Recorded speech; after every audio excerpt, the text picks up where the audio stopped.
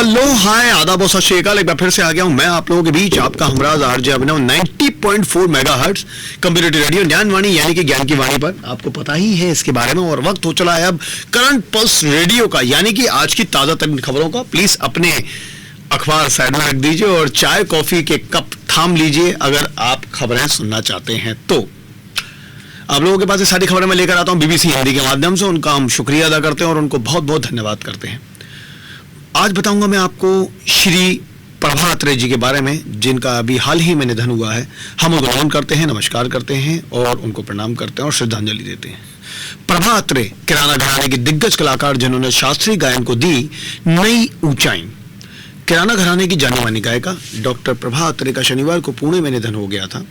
वो 91 साल की थी। शनिवार 13 जनवरी को तड़के सोते समय पुणे स्थित घर पर उन्हें दिल का दौरा पड़ा। इसके बाद इलाज के लिए पुणे के दीनानाथ मंगेशकर अस्पताल ले जाया गया। डॉक्टरों ने बताया कि अस्पताल पहुंचने से पहले ही उनका देहांत हो चुका था। प्रभा अत्रे के परिजन अमेरिका में हैं, इसलिए उनका अंतिम संस्कार परिजन के भारत आने के बाद ही किया गया। डॉक्टर अत्रे की ख्याति सरहदों से कहीं आगे थी। वो अंतर्राष्ट्रीय स्तर पर चर्चित थी। अत्रे ने भारतीय संगीत को विश्व स्तर पर लोकप्रिय बनाने में अहम भूमिका निभाई थी। किराना घराने की गायिका प्रभा अत्रे ने पुणे के ILS लॉ कॉलेज से कानून में स्नातक किया। उन्होंने संगीत में डॉक्टरेट की उपाधि भी प्राप्त की। शास्त्रीय संगीत को उन्होंने दी नई ऊंचाई। डॉक्टर अत्रे का जन्म 13 सितंबर 1932 को पुणे में हुआ था। गायन के साथ साथ उन्होंने नृत्य का भी प्रशिक्षण लिया था। उन्होंने विजय करंदीकर, सुरेश बाबू माने और हीरा भाई बडोडेकर से शास्त्रीय संगीत की शिक्षा ली। उन्होंने देश का दूसरा सर्वोच्च सम्मान पद्म विभूषण 2022 में उन्हें मिल चुका है। इससे पहले उन्हें पद्मश्री 1990 में और पद्म भूषण 2002 में मिला था और संगीत नाटक अकादमी पुरस्कार भी मिले। उन्होंने संगीत पर कुल 11 किताबें लिखी। सामाजिक और सांस्कृतिक प्रतिबद्धता को बनाए रखने के लिए उन्होंने डॉक्टर प्रभा अत्रे फाउंडेशन की स्थापना भी की थी। शास्त्रीय संगीत की शिक्षा के लिए उन्होंने स्वरमयी गुरुकुल नामक संस्था की भी स्थापना की थी। किराना घराने की खासियत बरकरार रखी। वरिष्ठ पत्रकार मुकुंद संगोराम ने बीबीसी मराठी को बताया था कि किराना घराना अन्य संगीत घरानों से अलग था। संगोराम ने कहा कि किराना घराने के गायक स्वर और भाव पर पूरा ध्यान देते हैं। इससे उनकी गायकी में विशिष्टता आती है। उनकी गायकी में एक अलग गुण होता है। वो खुद एक बंदिशकारा थी, यानी वो गीत लेखन और गायन दोनों करती थी। मूल रूप से उन्होंने संगीत का बहुत अध्ययन किया। इसके बाद उन्होंने संगीत कार्यक्रमों की ओर रुख किया। संगोराम ने कहा, डॉक्टर प्रभा अत्रे ने संगीत के क्षेत्र में बौद्धिक अध्ययन भी किया। उन्होंने इस विषय में डॉक्टरेट की उपाधि प्राप्त की और कुछ वर्षों तक प्रोफेसर के रूप में काम किया। इसलिए उन्होंने अपने गायन के माध्यम से संगीत का आदर्श विचार प्रस्तुत किया। आर्य संगीत प्रसारक मंडल के कार्यकारी अध्यक्ष श्रीनिवास जोशी ने एक बयान में प्रभा अत्रे की मृत्यु पर दुख व्यक्त किया। जोशी ने कहा, प्रभा अत्रे की गायकी में कितना अलग है, कितनी विशेषताएं हैं, किराना घराने की विशेषताएं हैं। वो एक महान संगीतकार भी थी। वो पिछले कई सालों से सवाई गंधर्व उत्सव में गाती थी। वो हमेशा हमें आशीर्वाद देती थी। शास्त्रीय गायक रघुनंदन पनिशकर ने कहा, प्रभाताई की आवाज अद्वितीय थी, इसलिए उनके गायन में कई लोगों पर प्रभाव पड़ा और उनकी वजह से कई लोगों पर उनका प्रभाव रहा।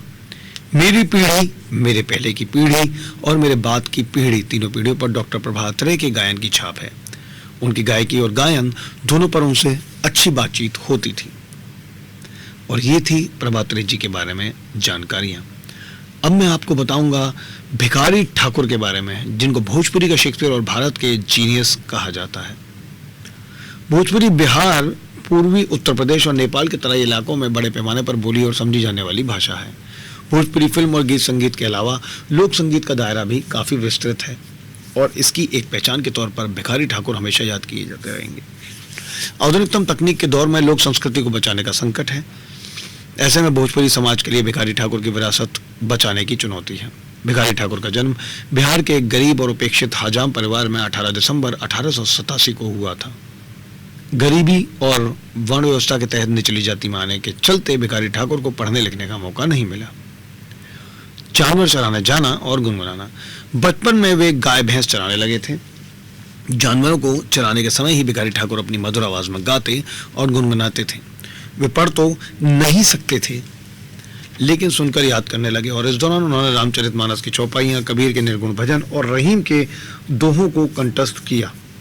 यहाँ से शुरुआत करके वो भोजपुरी गीत संगीत की दुनिया के सबसे बड़े आइकन बन गए। उनका गांव कुतुबपुर पुराने शाहबाद अब भोजपुर जिला का हिस्सा है, लेकिन गंगा नदी के रास्ता बदलने की वजह से 1926 में कुतुबपुर सारण जिले का हिस्सा हो गया। बचपन में ही उनकी शादी मथुआ देवी से हो गई और जल्दी ही वे शिलानाथ के पिता भी बन गए। जानवरों को चराने के अलावा परिवार का गुजर बसर चलाने के लिए भिखारी ठाकुर अपने पुश्तैनी नाई का काम करने लगे थे। 1927 में अकाल के बाद वे आजीविका कमाने के लिए पहले खड़गपुर और फिर बाद में जगन्नाथपुरी गए।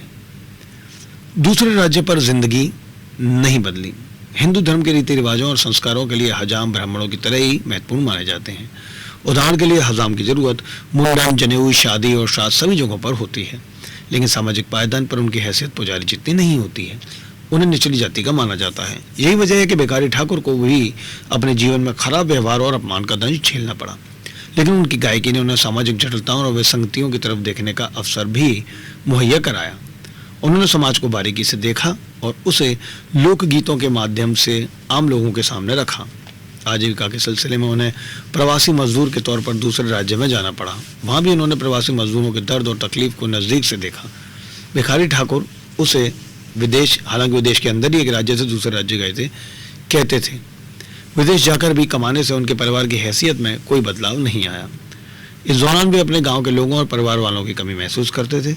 कुछ साल बाहर रहने के बाद वे अपने गांव कुतुबपुर लौट आए थे ताकि सुख दुख अपने परिवार और गांव के लोगों के बीच ही मना सकें। जीनियस से कम नहीं थे भिखारी ठाकुर। भिखारी ठाकुर अपने समय में किसी जीनियस से कम नहीं थे। वे पढ़े लिखे नहीं थे, सामाजिक हैसियत भी नहीं थी, लेकिन वे लोगों के चेहरे पर मुस्कान लाना जानते थे, लोगों का मनोरंजन करना जानते थे। गायकी के अलावा अभिनय और नृत्य को भी उन्होंने साथ लिया था। वे कई तरह के वाद्य यंत्रों को भी बजाने लगे थे। इतना ही नहीं, उन्होंने गांव के लोगों को इसकी ट्रेनिंग देकर एक मंडली बना ली। वे अपनी नाट्य मंडली के संगीतकार और निर्देशक भी खुद ही थे। उन्होंने गांव के लोगों में से गायक, अभिनेता, लबार यानी कि जोकर और संगीतकारों की एक टीम बनाई। भिखारी ठाकुर के पास नाटक करने के लिए कोई मंच नहीं था। वो चौकी यानी कि लकड़ी की चारपाई को किसी पेड़ के नीचे रखकर स्टेज बना लेते थे और ढोलक, झाल और मंजीरा के साथ लोगों का मनोरंजन करते थे। असल मायनों में भिखारी ठाकुर को भारत में ओपन एयर थिएटर का जनक माना जाता है। भिखारी ठाकुर की नाट्य मंडली कजरी, होली, चैता, बिरहा, चौबुला, बारामासा, सोहार, विवाह गीत, जंतसार, सोरठी, अल्हा, पचरा, भजन और कीर्तन हर तरह से लोगों का मनोरंजन करने लगी थी।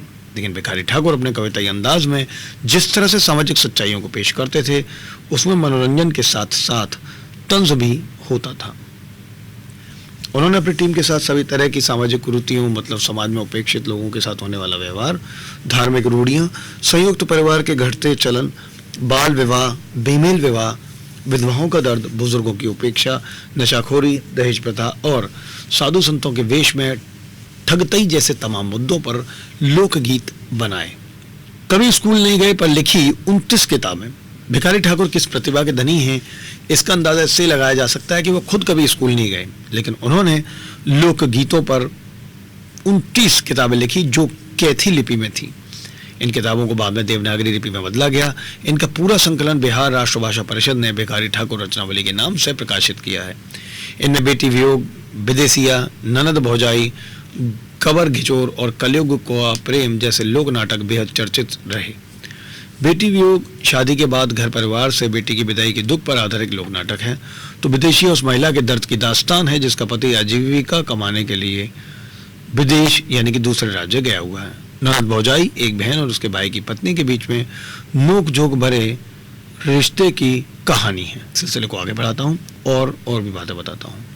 गबर घिचोर नाटक एक महिला के सेक्सुअल अधिकारों पर टिप्पणी करता है और हिंदी साहित्य में भारतेंदु हरिश्चंद्र के नाटकों को जागरण का वाहक माना जाता है। लेकिन उससे काफी पहले भिखारी ठाकुर ने अपने नाटकों में महिलाओं के दर्द और तकलीफ को बखूबी उकेरा है। विदेशी नाटक की महिला किरदार अपने पति को याद करती है, पिया मोरा गैलन परदेस, ए बटोही भैया, रात नहीं नींद, दिन तनी ना चैनवा। भिखारी ठाकुर के लोक नाटकों पर महान हिंदी साहित्यकार राहुल सांकृत्यन ने लिखा है, हमनी के बोली में कितने जो हाव आओ, केतना तेज बा, ई सब अपने भिखारी ठाकुर के नाटक में देखला। भिखारी ठाकुर हमनी के अनगढ़ हीरा ई हवें। भिखारी ठाकुर के एक दूसरे नाटक गबर घिचोर में महिला का पति विदेश कमाने गया हुआ है और वो गांव के किसी अन्य शख्स के साथ संबंध बना लेती है और अपने सेक्सुअल अधिकारों की वकालत करती है। घर में रहे दूध 5 शेर, केहू जोरन देहल एक धार, का पंचायत होकात बा घ्यू साफे भेल हमार। भिखारी ठाकुर की करीब 3/4 रचनाएं पद्य के तौर पर हैं, जिनमें मेलोड्रामा, भक्ति, सांसारिक प्रेम, उदासी और एकजुटता की खुशी, प्रेम, घृणा और क्रोध, हास्य और तीखे व्यंग्य छंदों में लिखे गए हैं।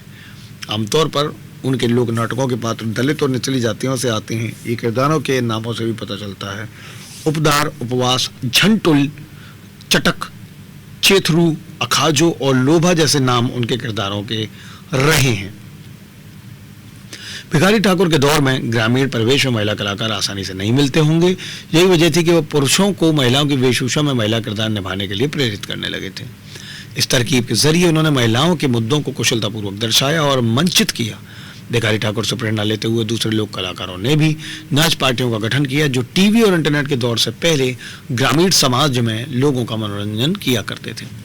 आज तकनीक और प्रौद्योगिकी का दौर बढ़ा है और मनोरंजन के तमाम नए विकल्प मौजूद हैं, लेकिन क्या उन सवालों का हल मिल गया है जैसे भिखारी ठाकुर अपने लोक नाटकों के माध्यम से उठाया करते थे?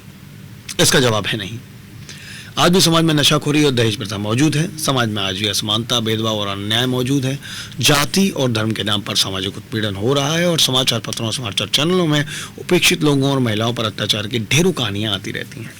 सरकारें इस समस्या से उबरने के लिए नए कानून बनाने और उसे लागू करने में व्यस्त हैं। भिखारी ठाकुर की विरासत बचाए रखना जरूरी।